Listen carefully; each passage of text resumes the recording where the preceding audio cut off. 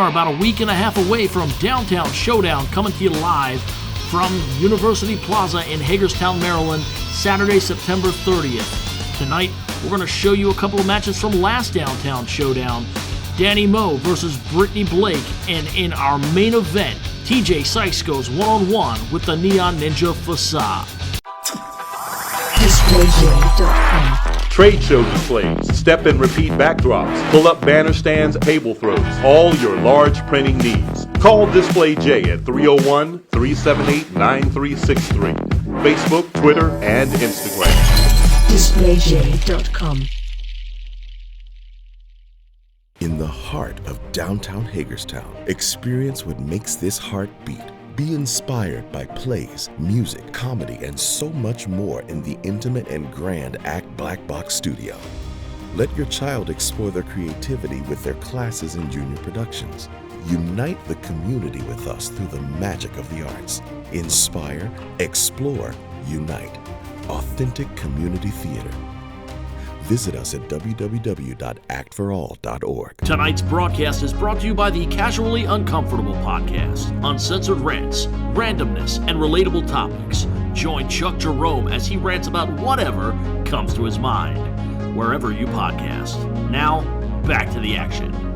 Advantage. Has been a hometown star here in the area for a long time. Both of these women are high flyers. Both of them are strikers.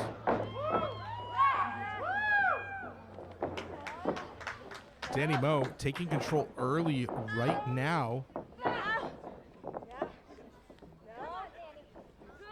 Brittany Blake doing a good job of actually using her shorter stature to her advantage, ducking and dodging. Those attempts by Danny Moe to take control. Another reversal now by Brittany Blake, who has had an answer to everything that Danny Moe has tried so far. So we see a little bit of flashier offense now by Danny Moe, and that is not just for the audience's enjoyment, but it actually distracts and kind of discombobulates her opponent. But Brittany Blake able to match just as well. Very similar styles, very similar approaches. A little bit of a strength advantage and a reach advantage, most likely, for Danny Moe. So Brittany Blake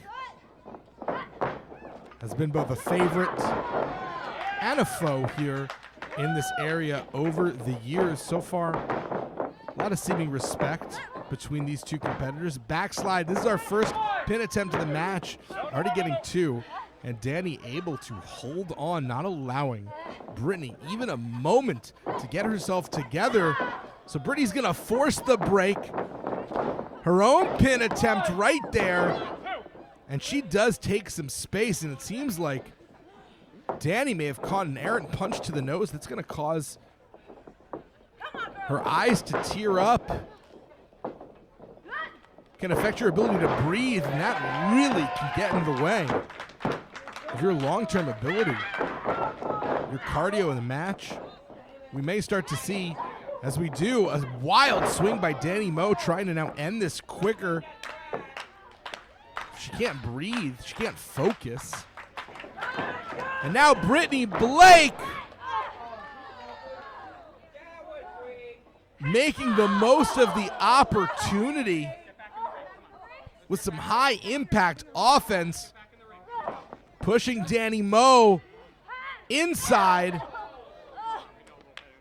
but not to restart the match, just to inflict some more violence. Brittany Blake knows exactly how dangerous Danny Moe is, not looking past her for a second.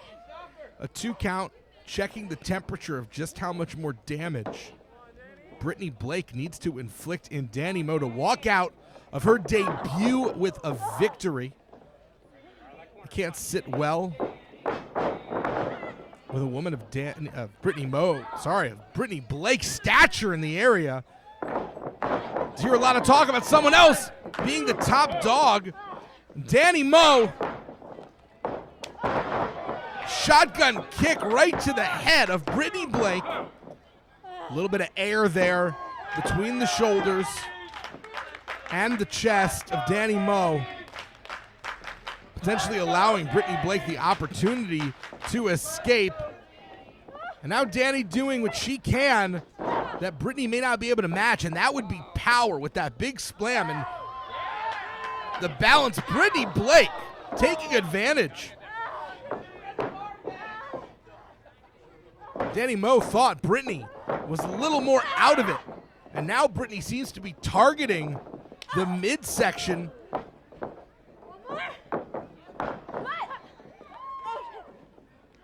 We've seen a real vicious side to Brittany Blake in this match.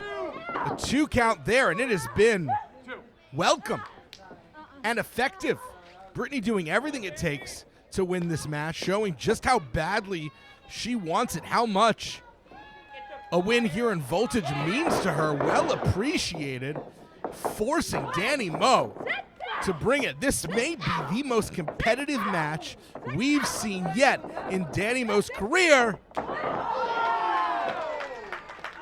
Seems like Danny remembered all the hits to her gut by Brittany, because when she had the opportunity for a receipt, she took it. Now both women are down, both staying fairly close to the ropes as well, which is great defensive positioning in case one gets up. The other can quickly break any kind of pin or submission attempt.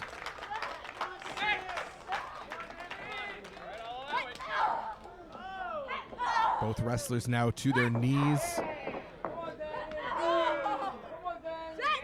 fighting back to a standing position.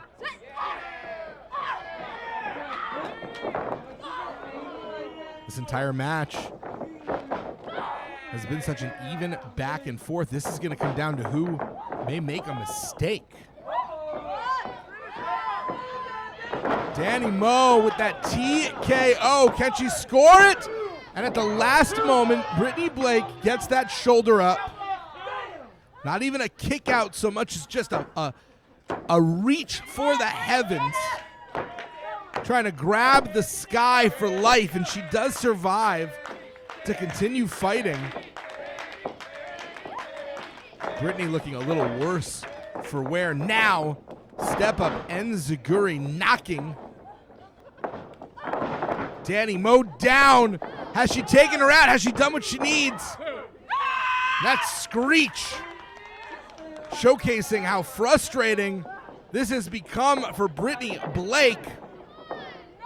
Trying to catapult herself off the ropes for momentum.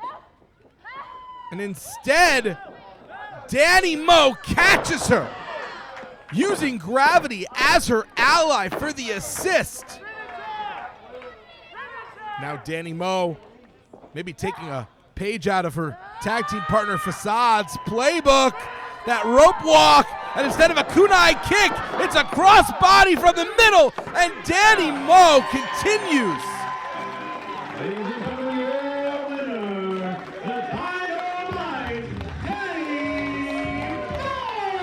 To be absolute dynamite here in Voltage. Taken to the limit. Brittany Blake, the most competitive woman to go up against Danny Moe so far, but Danny Moe showing why she is definitively the woman to beat in Voltage wrestling, offering her hand to Brittany, and Brittany shoving out of the way instead. You know, it's always a difficult time to approach someone for respect, literally moments after taking a loss. This is not maybe the most honorable behavior, but you get it. It's frustrating. It's painful. To lose a match means so much to Brittany Blake. But a well-deserved victory lap for Danny Moe, the face of women's wrestling here in Voltage Wrestling. And Danny Moe will be in action next Saturday afternoon in Hagerstown, Maryland against Brittany Jade in a one-on-one contest. We'll be right back. In the heart of downtown Hagerstown, experience what makes this heart beat. Be inspired by plays, music, comedy, and so much more in the intimate and grand Act Black Box Studio. Let your child explore their creativity with their classes and junior productions. Unite the community with us through the magic of the arts. Inspire, explore, unite. Authentic community theater. Visit us at www.actforall.org. Trade show displays, step and repeat backdrops, pull-up banner stands, table throws, all your large printing needs. Call Display J at 301-378-9363. Facebook, Twitter, and Instagram. DisplayJ.com. Tonight's broadcast is brought to you by the Casually Uncomfortable podcast. Uncensored rants, randomness, and relatable topics. Join Chuck Jerome as he rants about whatever comes to his mind, wherever you podcast. Now, back to the action. This next match is scheduled for one fall. Introducing first.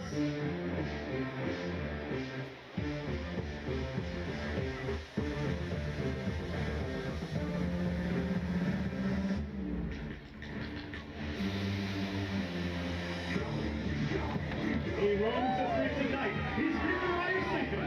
He is one half of the Neon Blonde, the Neon Ninja, Fasad! Welcome to Voltage Wrestling. I am Jason Heath. This is Downtown Showdown coming to you from downtown Hagerstown, Maryland. The Neon Ninja Fasad makes an impression wherever he goes. He's really captured the hearts and the imaginations of Voltage Wrestling. Defacing a Dog Nation sign, and no fan of our tag team champions is Fasad. One half of the tag team himself alongside his fellow Neon Blonde, Dynamite Danny Moe, the Aerosol Assassin. He is the Neon Ninja because he wants you to see him coming.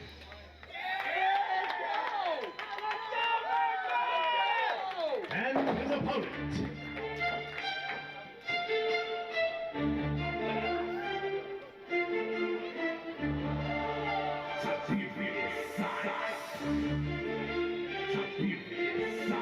Hailing from the kingdom of Scarlet Poetry, he is the Red Prince, DJ Sykes! Dramatically different temperaments between these two competitors.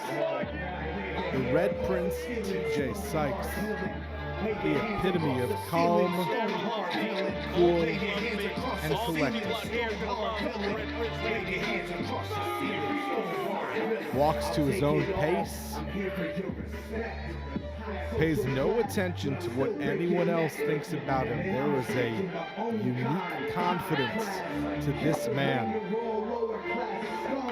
The Scarlet Sinner, the Red Prince. In the past, we've seen TJ try his hand in tag team competition, but now going out on his own again, where he is, by his own admission, most comfortable. No need to rely on anyone, no one to let him down. TJ Sykes considers himself at his best. But he is all he has to worry about. The flexibility on display immediately by Fasad, who catches the coat. Fasad not exactly coat check, but I guess willing to do the job if necessary. TJ Sykes may end up regretting handing his property off to Eddie. Wait a second. That is an expensive coat. Green and red would be appropriate in Christmas, but we are deep into the summer months and cannot imagine how much that would cost to clean.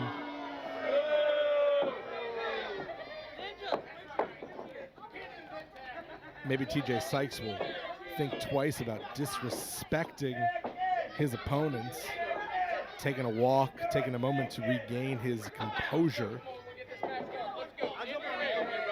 But you cannot turn your back on Facade, because if there's one thing that is true about the Neon Ninja, it is that he will jump off or onto literally anything and everything. You see that overhang? Facade could jump off it. You see those stairs? Facade could jump off it. You see the ring? Facade could jump off it. The roof, yeah, the crowd knows.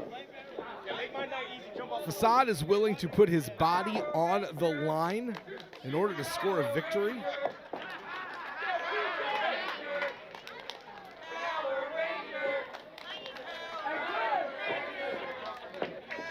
TJ Sykes trying to find a way to get some sort of upper hand in the mental game.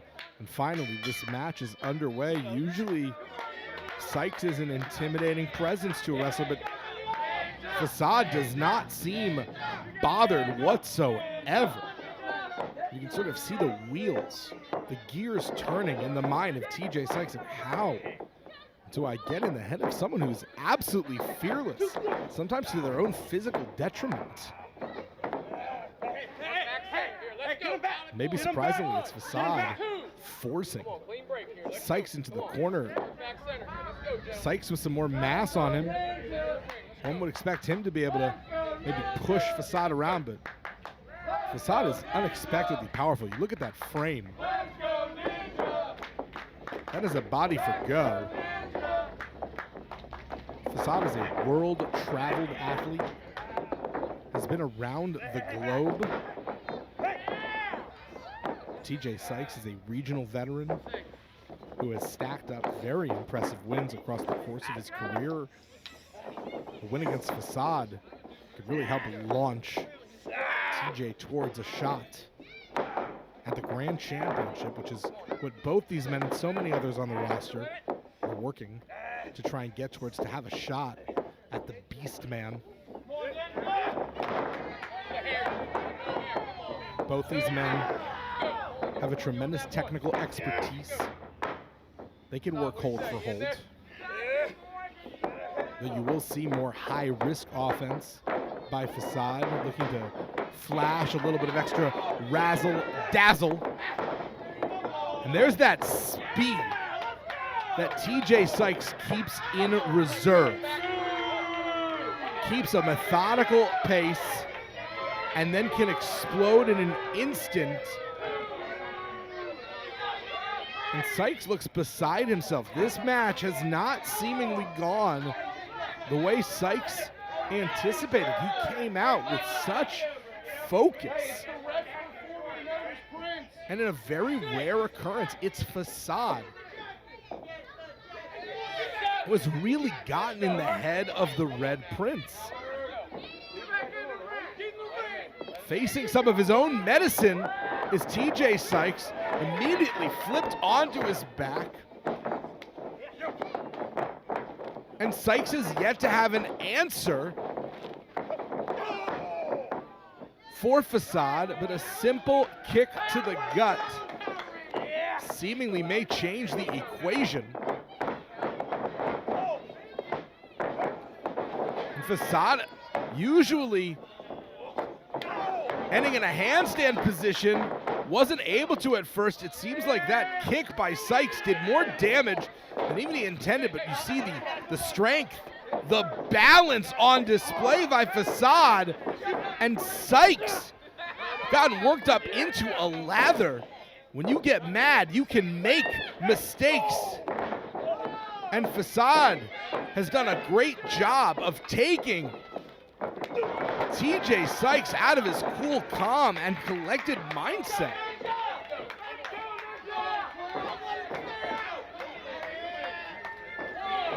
This is a very different situation than TJ Sykes is used to finding himself in, wisely getting out of dodge. Another wild swing. And Facade is slowly but surely picking apart TJ Sykes strike after strike.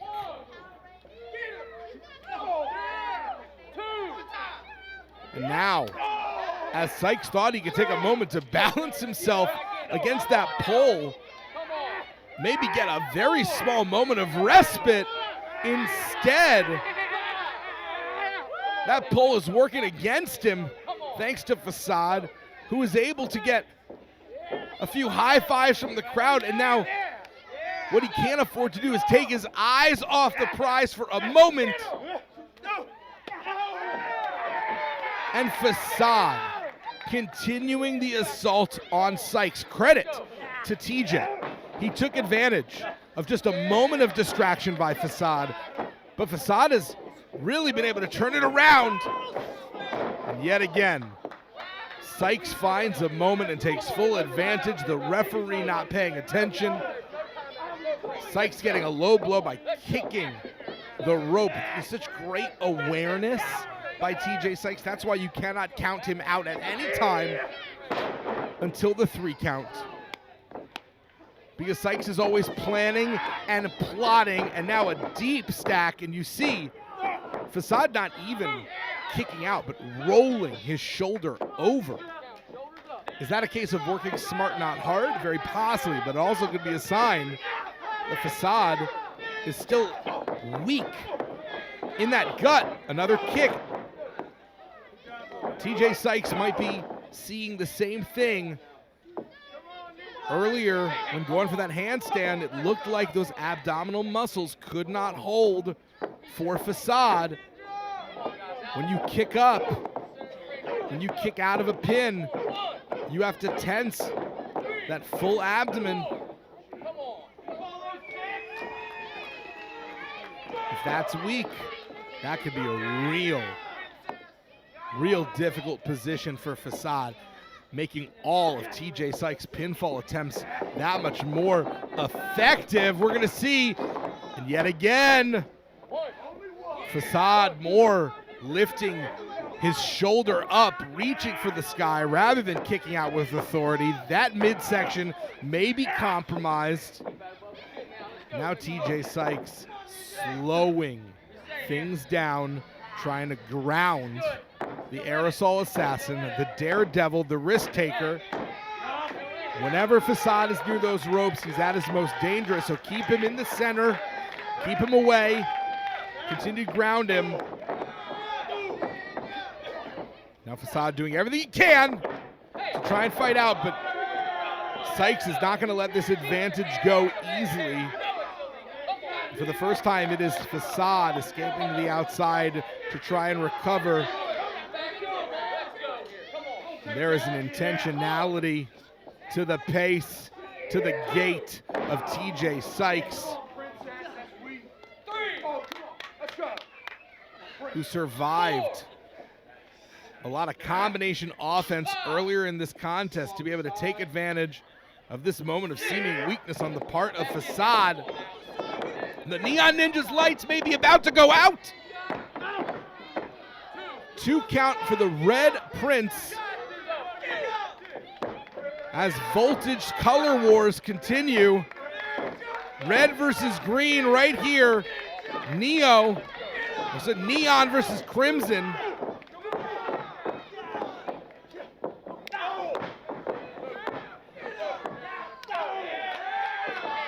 Palm strikes up to the Red Prince. And the Scarlet Sinner is in danger once again. The Crimson Killer looking to take the head off the Neon Ninja.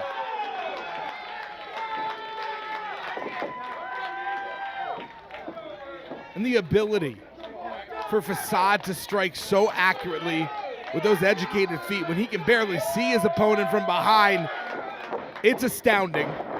Rolling through, holding on, trying to muscle up TJ Sykes. Sykes not allowing it to happen. And instead, Facade yet again going for that springboard, lands the kick right to the head. Jackknife cover. That is the closest that Facade has been to a win so far.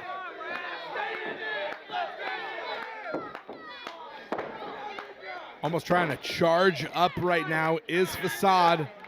Looking for something big. Waiting for Sykes to get to his feet. That is an intentional choice. Will it pay off, or should he have gone to ground, lifting the bigger Sykes? An impressive display of power, but the back now giving out both the front and the back of that midsection, seemingly compromised. Sykes knows it. Beautiful suplex. Launching Facade inside out, cover, back leg hooked. And Facade frustrating Sykes yet again. We see the Red Prince trying to slap some focus into his head, trying to keep on the attack, not let that frustration get to him. Double underhook. Yet again, reversing Facade inside out, maintaining that wrist control, not giving Facade even a moment to recover. Great game plan, spinning neckbreaker. He has not let go once, immediately floats over into a pin, and it is only because the shoulder was free. That shoulder was free and clear. And Facade will fight to the bitter end. He must be overpowered. Some opponents defeat themselves. Their heart gets out of it. Their head gets out of it. They psych themselves out. That is not going to happen with Facade. Big spinning back fist, and now trying for a roll-up quickly is Facade, looking very shaky on those feet. And if Facade's balance is no longer with him, that is going to take out so much of his offense. And now going up to the top. This is not something we have seen TJ Sykes attempt. This must be an attempt at a kill shot. The double stomp hits nothing but the ring and the knee. The knee took the full brunt of that. Now right on the outside, that knee may have also hit the edge of the apron. Facade has an opportunity here to rest. The Ninja does not seem to have any interest in recuperation. But more violence, more damage. That Facade absolutely has in mind, and is he gonna try and walk the rope? Is he gonna go for the kunai kick? Can his midsection hold? Kunai kick! Beautiful balance, incredible precision, center of the ring, and Facade gets the Prince. And your winner, the Neon Ninja,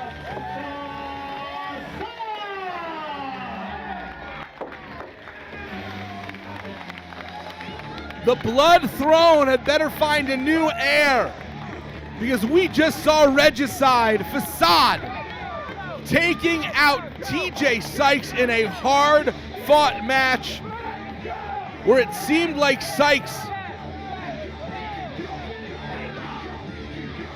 may have lost the mental game for a while until turning the tables.